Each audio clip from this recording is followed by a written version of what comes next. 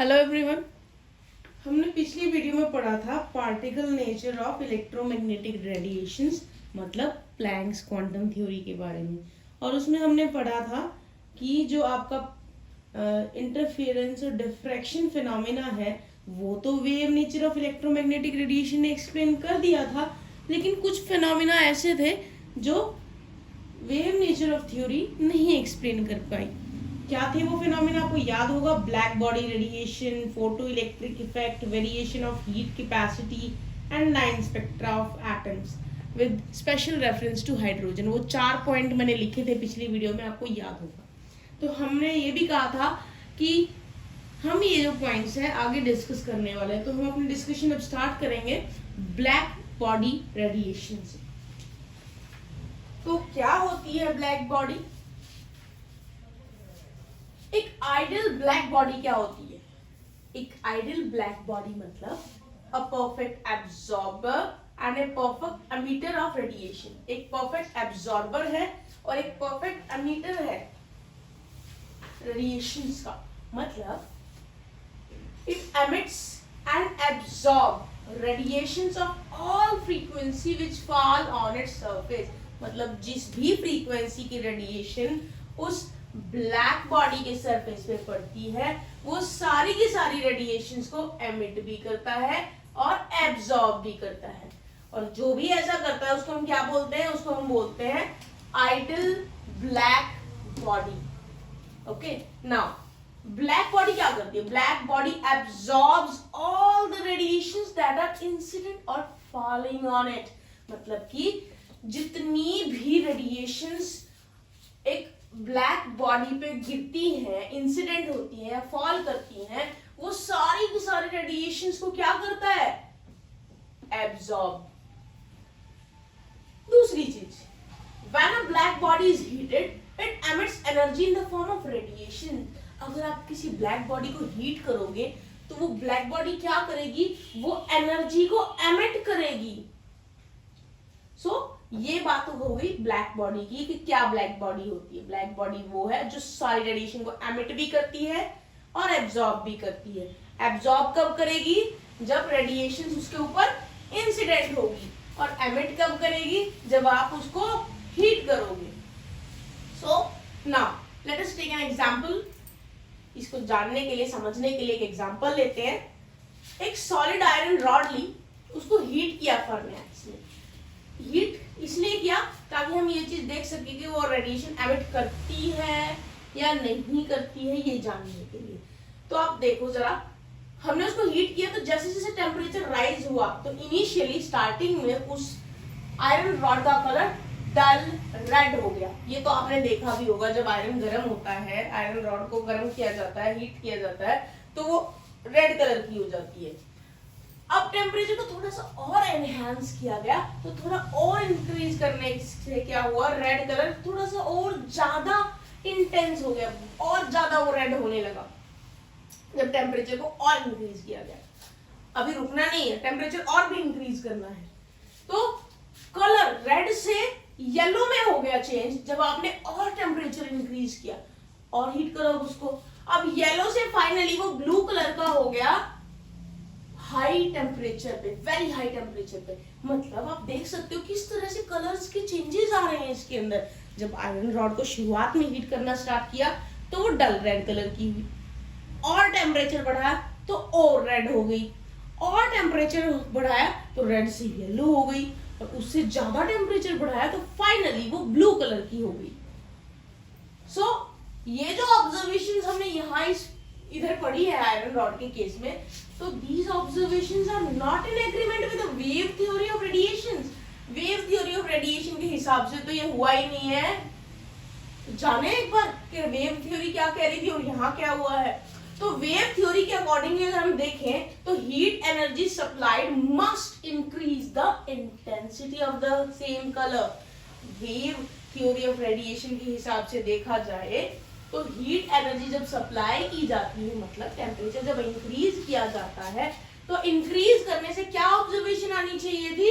Observation आनी चाहिए थी कि सेम कलर की इंटेंसिटी बढ़ जाए। मतलब रेड कलर और रेड और रेड और रेड होता हुआ चला जाए। ये होना चाहिए था according to the wave theory of radiation, पर ऐसा नहीं हुआ। ये हम पढ़ेंगे क्यों नहीं हुआ in the explanation of this phenomena. Black body radiation के बाद अब हम आ जाते हैं ब्लैक बॉडी रेडिएशन की एक्सप्लेनेशन पे, जो कि एक्सप्लेन हम करेंगे प्लैंक्स क्वांटम थ्योरी के अकॉर्डिंगली। तो जो कि हम ऑलरेडी पढ़ चुके हैं प्लैंक्स क्वांटम थ्योरी क्या है, तो let us study the explanation of black body radiations. So according to Planck's theory हमने पढ़ा था कि प्लैंक्स थ्योरी के accordingly E is directly proportional to nu, मतलब कि energy is directly proportional to the frequency. तो इससे क्या पता चलता है? इससे हमें पता चलता है कि जब एक बॉडी को हीट किया जाता है उसमें एनर्जी चेंजेस आते हैं, मतलब कि जब आप उसका टेम्परेचर इंक्रीज कर रहे हो इट मींस आप उसकी एनर्जी को भी इंक्रीज कर रहे हो, और अगर एनर्जी इंक्रीज होगी तो फ्रीक्वेंसी भी इंक्रीज होगी according to this equation which was given by Planck. So energy increase करना मींस आपने टेम्परेचर इंक्रीज किया है, टेम्परेचर इंक्रीज कर रहे हो आप, तो इसका मतलब आप एनर्जी भी इंक्रीज कर रहे हो, और एनर्जी इंक्रीज करोगे तो फ्रीक्वेंसी भी इंक्रीज होगी स्ट्राइकिंग रेडिएशंस की, क्योंकि energy is directly proportional to frequency. So since there is a correlation between the frequency and color, आपको पता है आपने इलेक्ट्रोमैग्नेटिक रेडिएशन पढ़ी है, तो फ्रीक्वेंसी और कलर में कोरिलेशन आपको पता है इस चीज का। तो अगर फ्रीक्वेंसी चेंज हो रही है तो you will also see a change in colour also. तो जो कि आपने पीछे पढ़ा था कि एक आयरन रॉड को हीट करने में पहले रेड, फिर और रेड, उसके बाद आपका कलर चेंज हो जाता है येलो में, और फिर अल्टीमेटली ब्लू हो जाता है। क्यों हो जाता है? Because you are increasing the temperature, you are providing energy, and energy is directly proportional to frequency, और फ्रीक्वेंसी और कलर में कोरिलेशन है, इसीलिए कलर भी चेंज होता है। तो ये आपकी जस्टिफिकेशन यहाँ से मिल गई है। थोड़ा और पढ़ते हैं इसके बारे में। The frequency of emitted radiation goes from a lower frequency to a higher frequency as the temperature increases.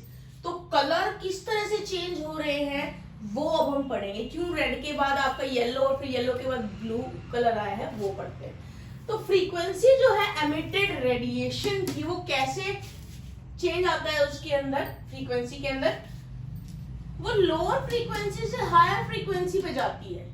जैसे कि टेम्परेचर इंक्रीज होता है तो टेम्परेचर मतलब एनर्जी इंक्रीज हो रही है, तो energy is directly proportional to frequency. तो जैसे आप एनर्जी को देख रहे हो कि एनर्जी इंक्रीज होती चली जा रही है, तो वैसे ही पहले लोअर फ्रीक्वेंसी आपने एनर्जी बढ़ाई, अब हायर फ्रीक्वेंसी और एनर्जी बढ़ाई तो और हाई फ्रीक्वेंसी। तो जैसे जैसे आप एनर्जी मतलब टेम्परेचर को इंक्रीज कर रहे हो वैसे वैसे फ्रीक्वेंसी भी इंक्रीज होगी।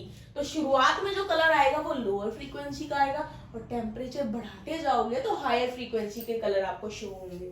तो आप देखिए जो रेड कलर है it lies in lower frequency, lower frequency region में आता है रेड कलर, ठीक है। इसीलिए स्टार्टिंग में आपको आयरन रॉड को हीट करने में रेड कलर दिखाई देता है, and then you start increasing the temperature तो हायर फ्रीक्वेंसी का ब्लू कलर दिखाई देता है। तो आप बिल्कुल चेक कर सकते हो इलेक्ट्रोमैग्नेटिक स्पेक्ट्रम में, या फिर आपको याद भी होगा कि red colour lies in the lower frequency and blue colour lies in the higher frequency, VIBGYOR accordingly you can see. So this was about the change in color के कलर चेंजेस क्यों दिखाई देते हैं, क्योंकि फ्रीक्वेंसी भी change हो रही है, लोअर से हायर फ्रीक्वेंसी की तरफ जा रहे हैं। अब नेक्स्ट पॉइंट पे आ जाते हैं। The frequency distribution of the emitted radiation, जो कि फ्रीक्वेंसी डिस्ट्रीब्यूशन है एमिटेड रेडिएशन का, मतलब मैं यहाँ पे इंटेंसिटी वर्सेस फ्रीक्वेंसी कर्व की बात कर रही हूँ रेडिएशन की, जो एक ब्लैक बॉडी के लिए है। किस पे डिपेंड करता है? वो डिपेंड करता है टेम्परेचर पे। So wavelength lambda varies inversely as the frequency. आपको ये बात तो पता ही है कि फ्रीक्वेंसी अगर ज्यादा है तो वेवलेंथ कम होगी, और वेवलेंथ ज्यादा है तो फ्रीक्वेंसी कम होगी, because they are inversely proportional to each other. तो अगर मैं एक गिवन टेम्परेचर की बात करूं तो the intensity of radiation emitted increases with increase in wavelength. जैसे जैसे वेवलेंथ इंक्रीज होगी तो फिक्स टेम्परेचर पे रेडिएशन की इंटेंसिटी भी इंक्रीज होगी। मतलब intensity of a colour is directly proportional to the wavelength, but it is inversely proportional to frequency। क्यों? क्योंकि frequency और wavelength inversely proportional है। तो ये जो मैं बात कर रही हूँ उसके लिए मेरे पास एक ग्राफ है यहाँ पर। तो आप इस ग्राफ में देख सकते हो यहाँ से यहाँ जाने पे वेवलेंथ इंक्रीज होती है और यहाँ से यहाँ आने पे फ्रीक्वेंसी इंक्रीज होती है। मतलब अगर इस डायरेक्शन में वेवलेंथ इंक्रीज हो रही है तो इस डायरेक्शन में जाने पे फ्रीक्वेंसी डिक्रीज हो। और ये इधर मैं बात कर रही हूँ इंटेंसिटी की। तो आप देख सकते हो जैसे जैसे इंटेंसिटी बढ़ती जा रही है वैसे वैसे वेवलेंथ भी बढ़ती जा रही है, ठीक है, लेकिन फ्रीक्वेंसी घट रही है। इंटेंसिटी के बढ़ने से या फिर यू कह लो फ्रीक्वेंसी के बढ़ने से intensity of the colour is decreasing. इस ग्राफ से हमें पता चलता है। बट वन थिंग मोर, सबसे पहले मैं वेवलेंथ और इंटेंसिटी की बात करती हूँ तो मैं ग्राफ को यहां से स्टार्ट करूंगी। अगर मैं यहाँ वेवलेंथ की बात कर रही हूँ तो मैं ग्राफ को यहां से स्टार्ट करूंगी। तो क्योंकि वेवलेंथ यहाँ 0 है, तो जब वेवलेंथ 0 है तो इंटेंसिटी भी यही है। तो आप देख सकते हो कि जब वेवलेंथ इंक्रीज हो रही है तो इंटेंसिटी भी इंक्रीज हो रही है। मैं T1 ले रही हूँ पहले, तो ये देखो इंटेंसिटी इंक्रीज होती चली जा रही है, एक मैक्सिमम वैल्यू तक आएगी फिर डिक्रीज हो जाएगी। ये वेवलेंथ के लिए था। अब मैं फ्रीक्वेंसी और इंटेंसिटी का कर्व पर आपको बताऊंगी, वो भी यही से बताऊंगी। देखो फ्रीक्वेंसी यहाँ से यहाँ इंक्रीज हो रही है तो यहाँ इस पॉइंट पे फ्रीक्वेंसी मिनिमम है और इधर आने पे इंक्रीज होगी। तो इस पॉइंट पे जो इंटेंसिटी है वो क्या है, यहाँ। जैसे जैसे फ्रीक्वेंसी इंक्रीज हो रही है ऐसे ही इंटेंसिटी ऐसे इंक्रीज होती जा रही है। देखिए यहाँ से फ्रीक्वेंसी इंक्रीज हो रही है, पहले ये मैक्सिमम लेवल तक जाएगी फिर उसके बाद डिक्रीज हो जाएगी। सी, दोनों फ्रीक्वेंसी और वेवलेंथ दोनों के लिए ही ये जो इंटेंसिटी ऑफ रेडिएशन है वो पहले एक मैक्सिमम पॉइंट तक आएगी और फिर डिक्रीज होगी। तो यही पॉइंट मैंने यहाँ लिखा है, it reaches a certain maximum value at some wavelength और फ्रीक्वेंसी, एक मैक्सिमम वैल्यू तक पहुंचेगी एंड देन स्टार्ट डिक्रीजिंग, उसके बाद वो डिक्रीज होनी स्टार्ट कर देगी। ठीक है, तो ये पॉइंट यहाँ आप देख सकते हो, it is shown graphically. Next thing, अब हम डिफरेंट टेम्परेचर्स की बात करते हैं क्योंकि यहाँ मैंने एक फिक्स टेम्परेचर की बात की थी। तो अगर हम टेम्परेचर चेंज कर देंगे तो क्या होगा? So the intensity of the radiation also depend increases with increase in temperature. आप देख ही सकते हो कि ये एक फिक्स वेवलेंथ या फ्रीक्वेंसी अगर मैं ले लूं तो क्या होगा, मान के चलो मैंने यहाँ पर एक फिक्स, इस पॉइंट पे मैं फ्रीक्वेंसी और वेवलेंथ दोनों जानना चाहती हूँ। ये मैंने पॉइंट डाल दिया, इस पॉइंट पे मेरे को लैम्डा और न्यू दोनों देखने हैं। तो आप देख सकते हो टेम्परेचर T1 पे अगर मैं देखूं तो टेम्परेचर T1 पे ये आपकी इंटेंसिटी 1 है और टेम्परेचर T2 पे ये आपकी इंटेंसिटी 2 है। तो आप देख सकते हो जब टेम्परेचर लो है T1, ये कर्व T1 का था नीचे वाला, जब टेम्परेचर लो है T1 के लिए कुछ इंटेंसिटी की value for a fix value of wavelength और न्यू। ये जो मैंने किया है यहाँ पे वेवलेंथ और न्यू इस पॉइंट पे फिक्स है। यहाँ पर हम वेवलेंथ और फ्रीक्वेंसी को सेम रखे हुए हैं लेकिन टेम्परेचर को चेंज कर रहे हैं। तो आप देखिए जब टेम्परेचर लो है तो इंटेंसिटी भी कम, टेम्परेचर हाई आ गया तो इंटेंसिटी ज्यादा। मतलब T2 और T1, T2 is more than T1 और इसी के accordingly I2 will be more than I1। ठीक है, तो यहां से हमें पता चलता है कि इंटेंसिटी जो है रेडिएशन की वो इंक्रीज होती है टेम्परेचर के साथ। टेम्परेचर बढ़ाओगे, देखो यहां से मैं इस टेम्परेचर पे गई तो इंटेंसिटी भी बढ़ गई for the fixed value of wavelength and frequency. So this was the explanation of black body radiation by Planck's theory.